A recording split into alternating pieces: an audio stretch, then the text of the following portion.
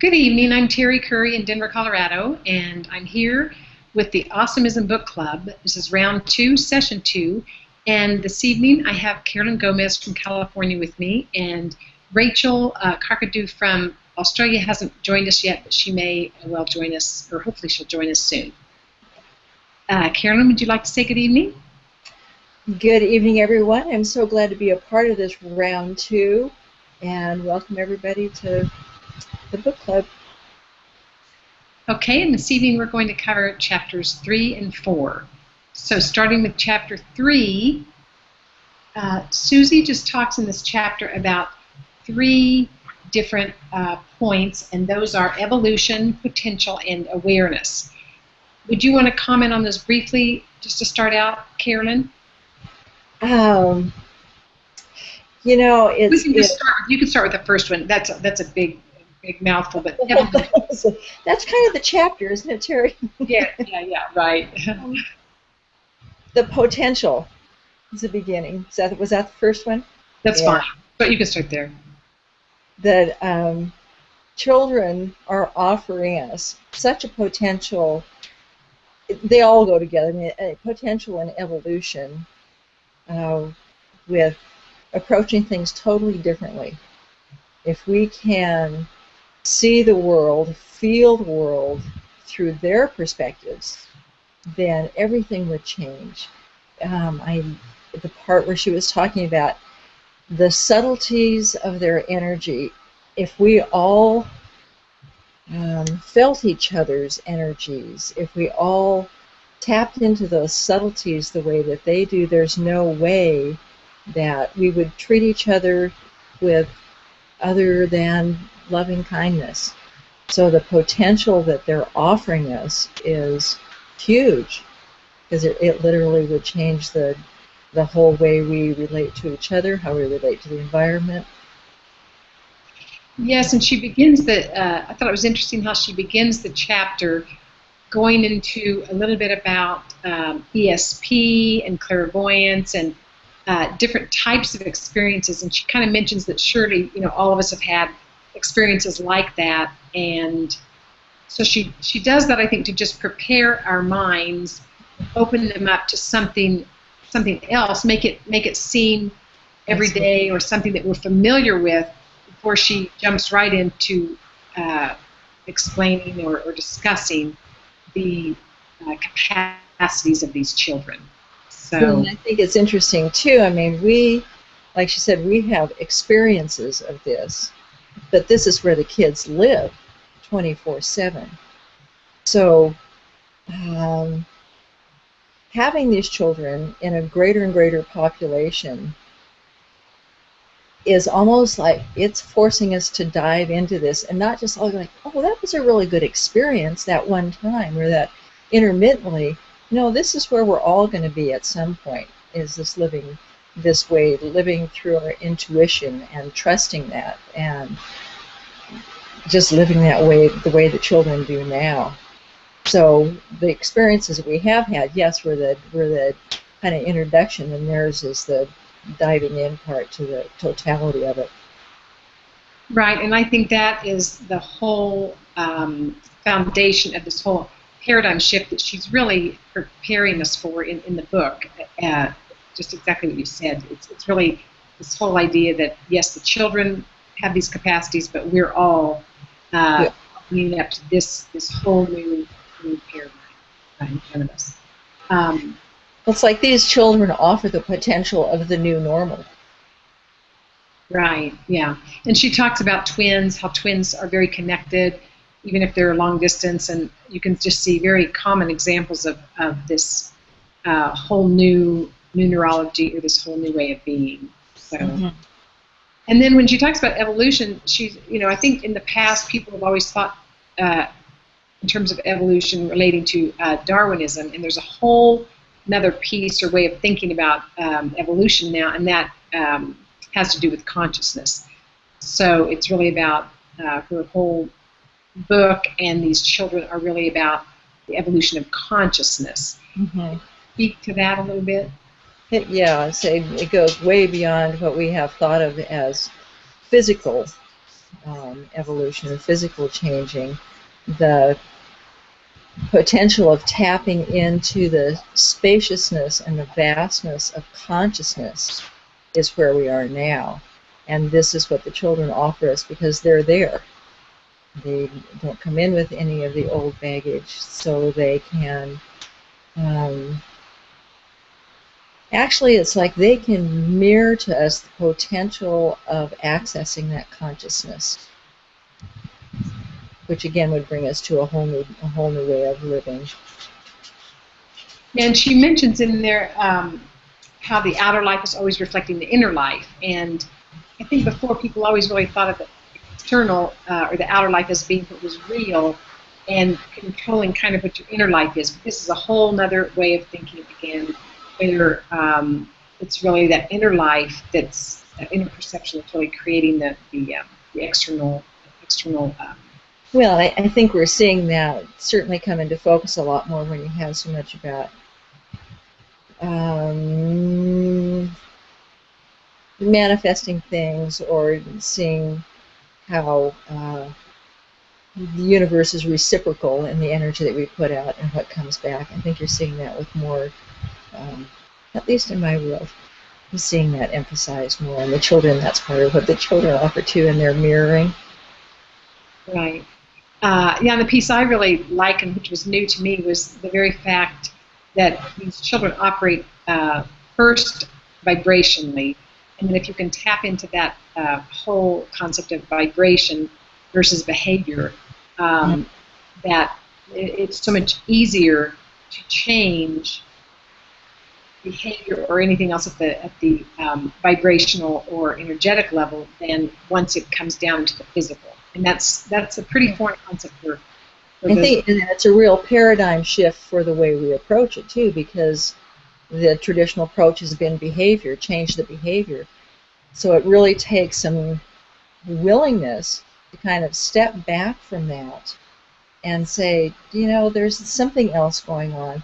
Whether you call it vibrational or however one wants to call it, it is vibrational.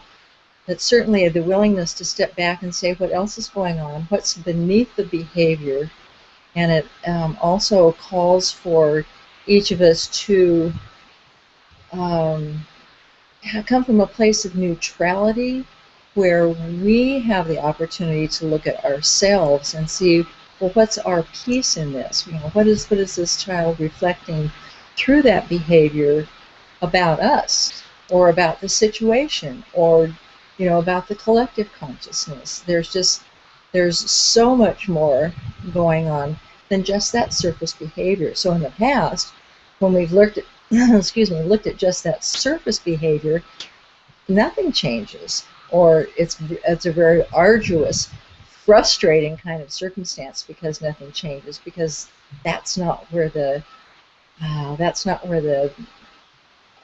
change would come if that's what we're even looking for.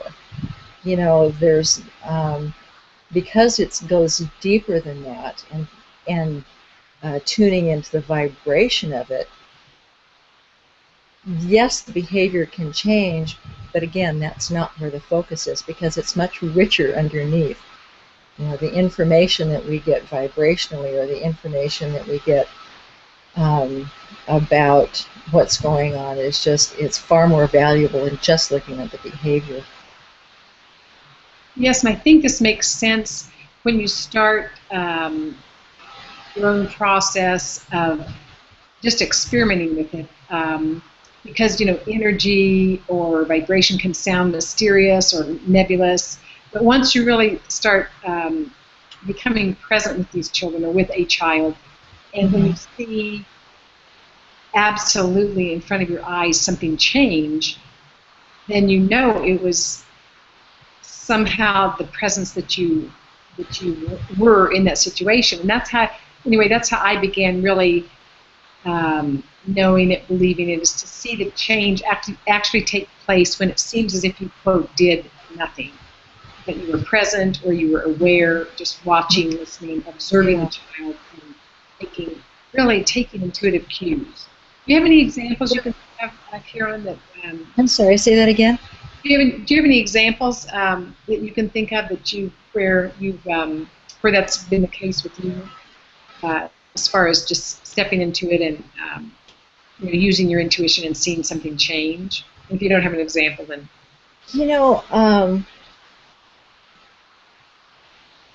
I don't off the top of my head, but I know that there are certainly times when, again, that reciprocal thing goes on. Not only does a behavior change, and I don't work with the kids, so I can't have that as an example, but certainly with other people, if I change how I look at it, I can feel the difference. And then it's like, I'm not looking for a change in the other person, but invariably there is a change, there is a response to how I respond. right. The only thing I can recall really is when I was working with a child, a second grader, and I was just really coming to school, and I was supposed to be, assisting the kids with reading and math, those kinds of things. But this child was quite accelerated, 7th grade level. And he was only in the 2nd grade, and he was quite disruptive to the class. Oh, we have Rachel. Rachel's here, yay! Okay. I lost my train of thought. Okay, so there's Rachel. Rachel, can you introduce yourself? Perfect timing. Good evening. Sorry, I'm late. Technical difficulties this morning. Hi, everyone. It's Rachel from Australia. Australia. What time is it now in Australia? Just after 9 o'clock in the morning. Oh, in the morning. No, so we didn't catch you right in the middle of the night or anything. No, that's good. Okay. Anyway, I'll just finish my thought. So anyway, I was working with a 2nd grader, and he was always really out of his body a lot, or incredible imagination, was always off, not present, and really off with tigers and China and all kinds of situations. But the more I was with him, and he knew that I was there just to play with him and that kind of thing, he really showed up.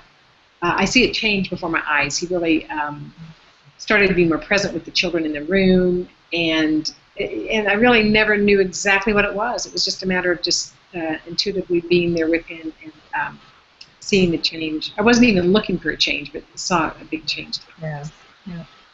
Okay, so we're just now talking about the main point in this chapter, and we're now at the 3rd point, which is awareness. So Suzy says that when she's talking about the 6th sense, or going beyond the 5 senses, that it's just natural for these children to do this. And she says that she's really just putting words to the music that have been in the parents' head for a long time. So can you comment on that, Rachel? Since Rachel has 3 children, so would you like to comment on that, Rachel? Yes, certainly. It's definitely, it's so subtle initially when you're not used to focusing on that level of communication or what's going on there. But it's like really soft passing thoughts, and then you generally quickly dismiss them and, oh, don't be ridiculous, let's just get on with what we need to do. But it is there, and when Suzy starts putting words to what the awareness that is there, it then clicks into place, and then as soon as you pay a little bit more attention to that, it becomes more definite and more obvious, and you give it credibility, I suppose, or because you're listening for it, it rises more naturally. So it's, once you have that confirmation, once you start looking for it, it does increase, and it just then flows through everything, and there's awareness in everything that you didn't even realise before because you were dismissing it because it is very subtle initially. So yeah, hope that answers the question. Okay, and Karilyn, do you want to comment on just the concept of awareness from some of the points in the book? No, I had a question for Rachel.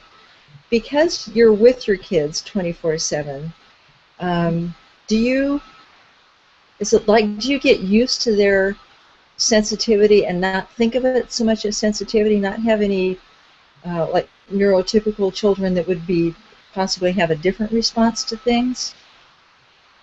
Yeah, no, it's not. it becomes part of who they are or their personality. So it's initially, all my 3 children are more sensitive to different things, and it sort of just becomes, as you're sort of getting to know someone, I suppose, even a friend, you get to learn what they like, what they don't like, what makes them uncomfortable, and you become more aware of, it just becomes more of their personality and who they are. And all 3 of my children, they've got different things will set them off, and different things are very calming for them. So it becomes more of, it's the whole package of who they are. You sort of, once it starts blending in, you don't see it as, oh, that's a sensitivity or that's a behaviour, or it just becomes, and they're also uniquely different. But, yeah. Does that answer it? Yes, it does. Thank you. And so what Suzy was saying in the chapter, that sensitivity, certainly in each of the senses, but the knowing that goes beyond that is certainly pronounced in these children. The sensitivities could show up in hearing, taste, any of those things. Yeah. I can give you lots of examples if you want. Yes. Let's start with one example, Rachel. One example.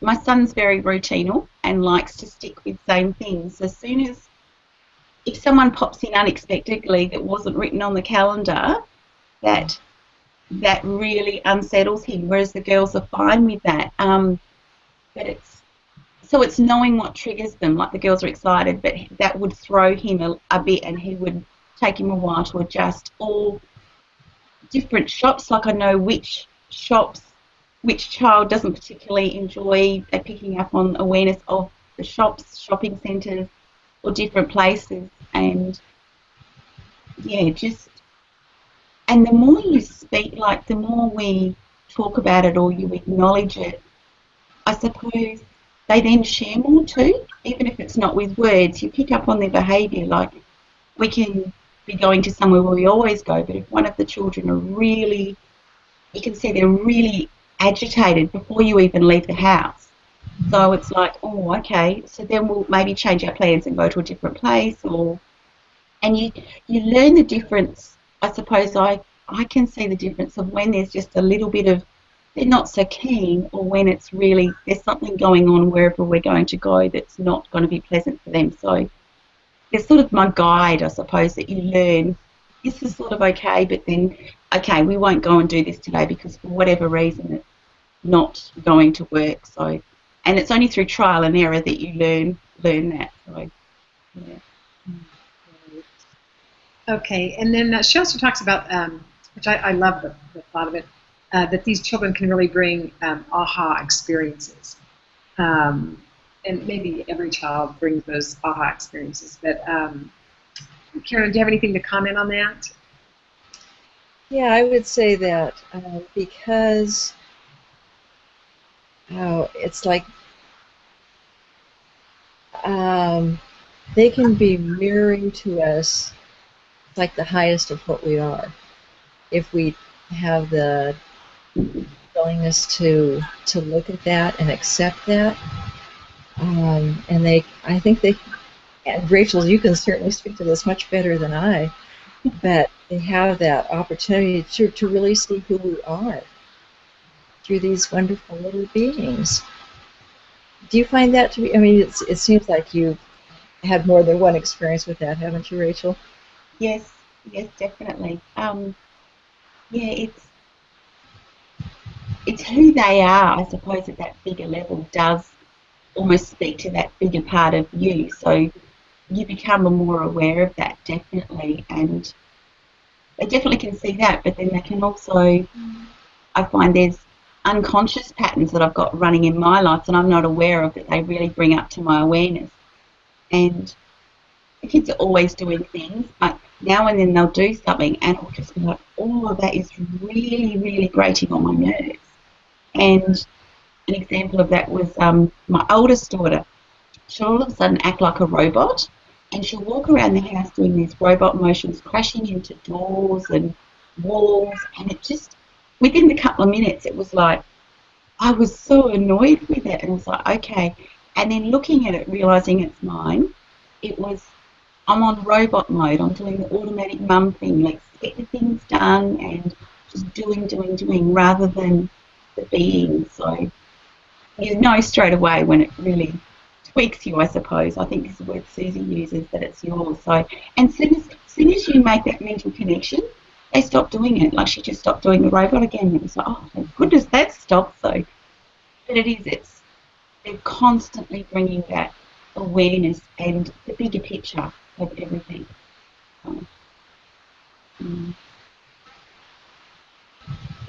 Okay, great.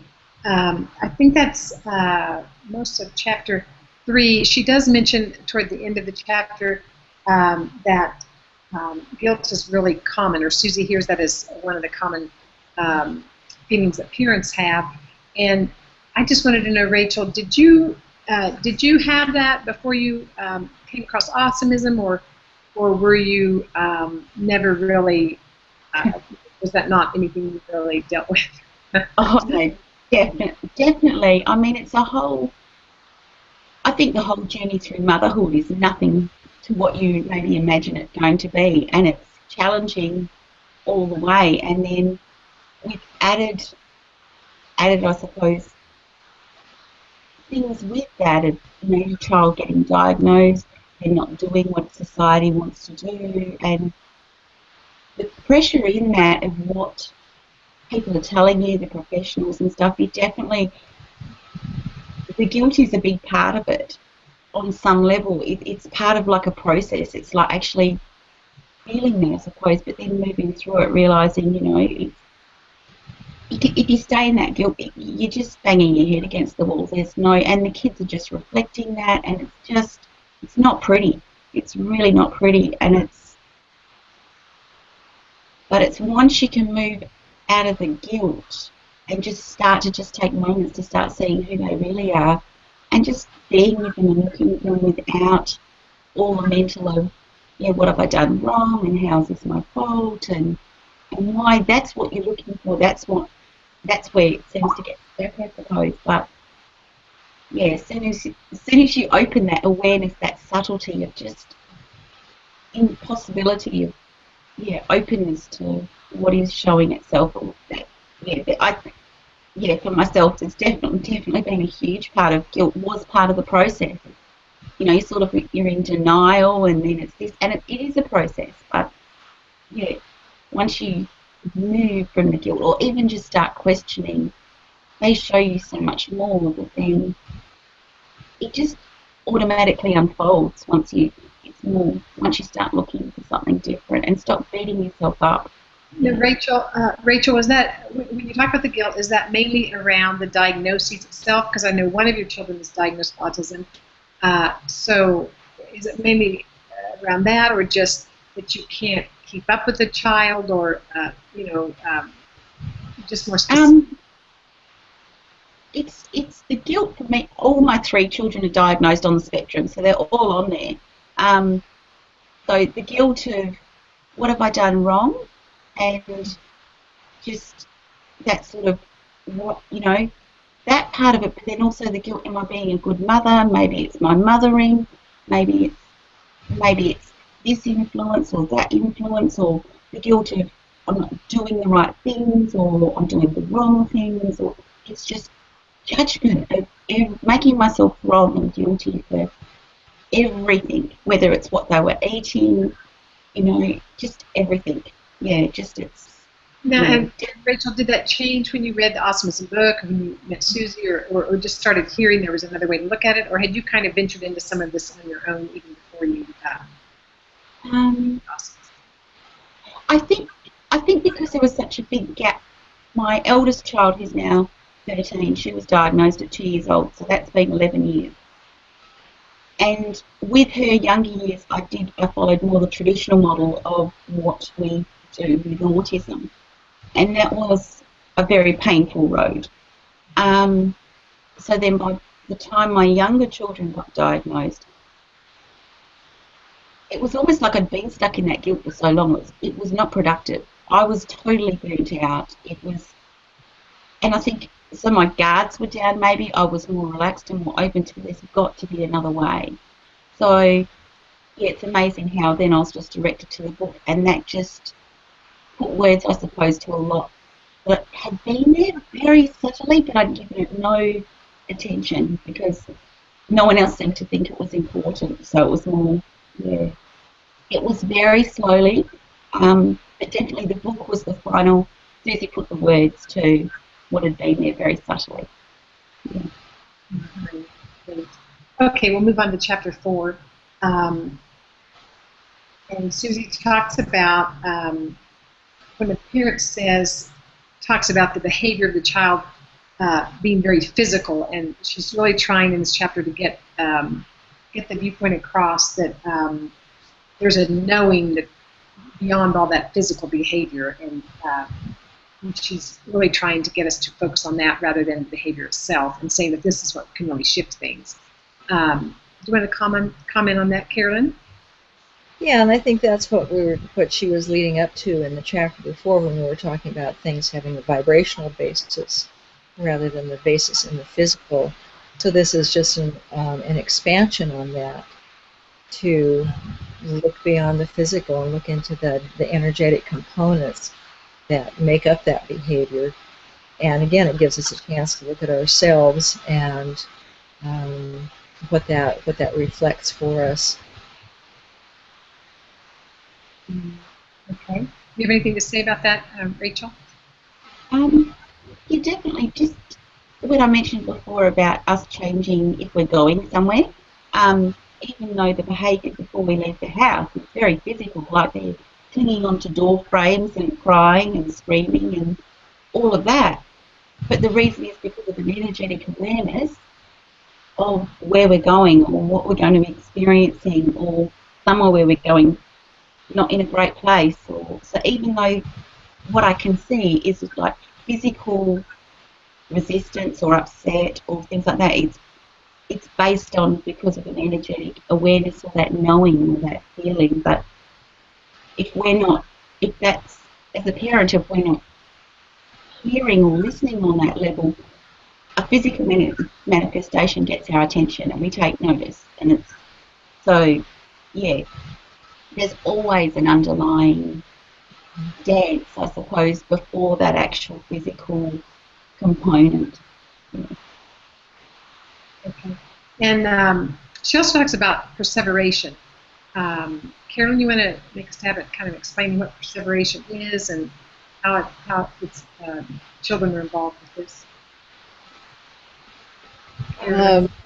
They will continue a behavior until we get it, until it comes to that energy comes to a natural conclusion. So it behooves us to move into that vibrational, that energetic arena to be able to allow that natural conclusion to come more easily, because until that process is done, until we connect with them energetically with that, like you sitting with them energetically, until we're with them to allow that just to go through the process, then it just keeps compounding. Mm-hmm. And Rachel, do you have any examples of it with your children? Any you'd like to share? Maybe one where you really got it, you really understood what they were trying to tell you. I mean, the robot example I gave was a really good one. It's the second you get it, it stops. And you hear that, but it's like a second later, but you have the awareness of joining the dots, and it stops. It's just, yeah, and they will persist continually until you're so interested in the mind, body, and spirit. And if we're just focused on the mind and body, and their main level of operating or awareness is in the spirit, you need the three. It's got to be it's a balance between all of them. It's sort of having a conversation with someone and leaving out a third of the words. It's you need the full package of all of it in balance, and then they just complement each other so greatly. But yeah, definitely. I mean, I think we're so far removed from just being in the moment and enjoying something that it's sort of initially when you hear that, it's like, how do I even do that? What is that? Like, okay, well, I'll sit with my child and okay, and waiting what's happening here. We're so doing.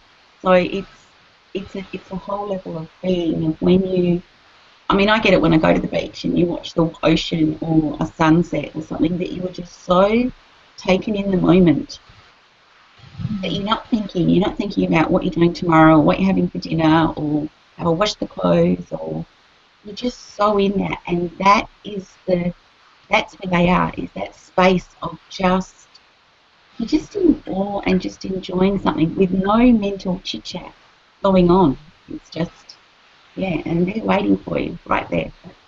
Yeah, it's really amazingly simple. I mean, just to see that, once you change the behavior, they stop. I mean, it's really so simple with these children in a way, and I just see how they so much really reflect. They anyway, in my experience with the child with the second grader, he really just wanted to be connected with everyone in the room, just really like everyone else wants to be connected. Like each of us really wants to be connected on our own planet Earth with all these fellow human beings, and so they're just really reflecting all the things that we so desire and aren't aware of at all times. So it's really simple. She goes on. She does talk about words carrying positive and negative vibration. Karilyn, do you have anything to say about that? And how it affects the children? Well, it affects the children in that they pick up on, it goes back to vibration again and energy. They pick up on the energy of a word or the energy of words used in a conversation in a holistic way. It's like they can get the whole energetic feel of it. And each of those words has a vibration, has an energetic signature, which, like everything, if they're feeling everything, so they can feel the impact of the energy of that word, and oftentimes words that are used to describe their behaviors don't have a very positive vibration that goes with them. They pick that up just like anything else. So it really behooves us to pay attention to the words that we're using, and even along with that to the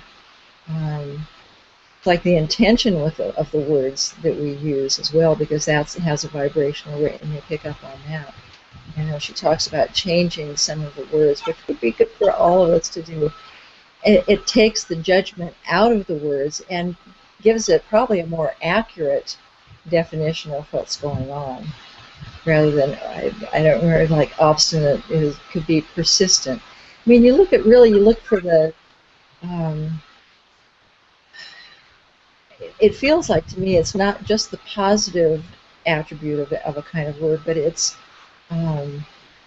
more, it's just there's a greater accuracy with it. It's like it detoxes any of the conversations, any of the words, old words that we've used that I don't even know that we necessarily mean anymore, but we haven't necessarily taken the time to be creative with our languaging. So it's almost like using old words to describe a behavior rather than really looking at it or really sitting with it. And I'm like, well, what is another way of looking at this? What's another way of naming this energy? Yes, and I know one example of this whole idea of the negative vibration is we had a guest speaker. Suzy had a guest speaker on named Amber Black, and she's an adult autistic, and she said that the word no carries such negative vibration of rejection that children diagnosed with autism really cannot relate to that word. They don't know this word, and so really to them it means rejection, and it's really never has a positive impact, is what she said from her childhood and the children that she knows. So I've thought a lot about that because I have a 2-year-old grandson, and it's kind of common belief, I think, in our society that absolutely the word no is necessary, especially with a 2-year-old, of all things, and that if you don't use it, the child will not be disciplined. So I've just used that a little bit just to see if there are all kinds of ways that I can be with this child and not having completely crazy wild by not using the word no. And so you can, by being creative, you can really not use the word no if you know, I could anyway, as I become aware of it. So, and I think we just don't, you know, we hear that they carry vibration, but we don't exactly take it completely in and really live with it, realizing that each word we say, you know, really does have vibration, or at least the intent, Well, like you say, it really pushes us into creativity too. I mean, if there's a behavior you would like to see differently, and you don't, and the old ways don't work, and that includes words, then it does kind of force the issue of being more creative.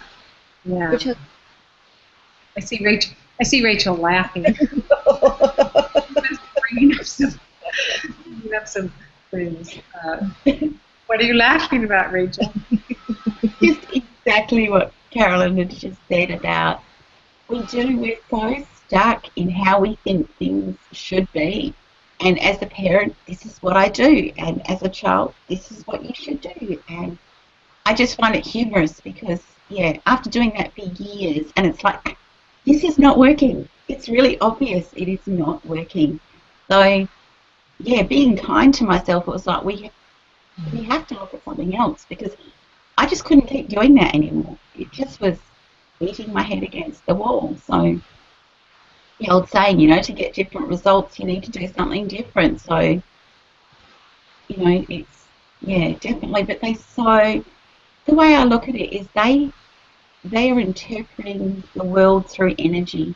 We interpret it through words. So to convey what we want, they read the energy of it, not the words. But then when you're in alignment with what you're saying and how you're feeling, they can grab onto that, and then they get a concept and understanding because they're getting what that energy is. And as a mum, it's challenging to initially say, you know what, I'm having a really bad day here today. Mummy's feeling angry, or I feel really sad today. But it's almost because my energy is matching the words I'm saying, it makes it easier for them to grasp and understand. And because, I mean, we all to some level, you know when someone's pretending to be something, and if they're learning by the energy, how confusing is that for them? If they're feeling one thing, but hearing another, it's like, well, it's not matching, and they see it so clearly, and the more we have discussed it in our household. One of my children went into a shop the other day, and as he came out, he said, oh, that lady in there was being so funny, Mum. And I said, oh, was she telling a joke or something? He said, no. She was pretending to be happy, but you could clearly see she was not having a good day. And just realising, and for him to be able to recognise that pretend, but then actually having conversations about it and realising that robot mode, so many times we're just doing, we forget how we're feeling, we're just doing. Get on, get stuff done, but yeah, it's owning how you feel, and yeah, I feel happy today, or I feel sad, or I feel tired, and it seems they're a lot calmer with that because the environment feels safe in the level that what's being said is what they're feeling, so it's so much smoother and flows.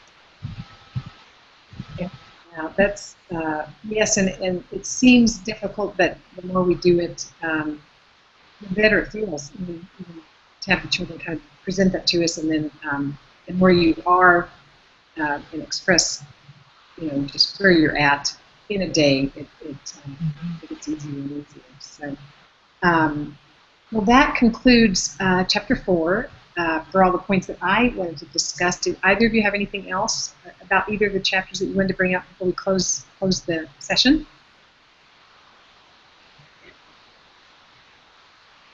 Karilyn, do you have anything? No, I think we did it. Okay, sounds good. So we will close this session 2, and we will have session 3 next Monday evening, and we'll have 2 other practitioners with us for that event. So if you have any questions, you can send them to tcurry29@gmail.com. Otherwise, have a great evening. Thank you, Terrie. Thank you, Rachel. Bye. Thanks, Karilyn. Thanks, Terrie. Okay. Bye-bye.